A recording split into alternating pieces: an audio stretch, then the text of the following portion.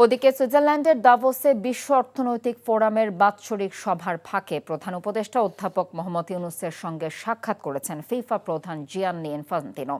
এ সময় আগামী মার্চের মধ্যে বাংলাদেশ সফরে আসার আগ্রহ প্রকাশ করেছেন ফিফা প্রধান।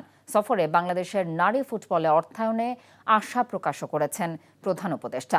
প্রধান উপদেষ্টার ফেসবুক পেজ থেকে ইনফান্তিনোর সঙ্গে সাক্ষাৎ ও সফরের খবরটি জানানো হয়েছে। সাক্ষাতে ইনফান্তিনো ক্রীড়াঙ্গনকে কার্বন নিরপেক্ষ করার ক্ষেত্রে মোহাম্মদ ইউনূসের প্রশংসা করেন এবং দক্ষিণ এশিয়ার ফুটবল বিকাশের সহায়তার আশ্বাস দেন।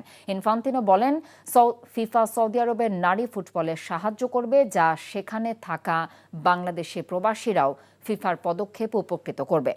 বাংলাদেশের চলমান তারুণ্যের উৎসবে আমন্ত্রণ জানানো হয়েছিল ইনফান্তিনোকে, তবে ব্যস্ততার কারণে আসতে না পারায় আক্ষেপ প্রকাশ করেছেন তিনি। যমুনা ইলেকট্রনিক্সের সুপার এক্সচেঞ্জ অফারে 1-এর ভিতর 3 পুরনো বদলে নতুন নিন। যমুনা ইলেকট্রনিক্স।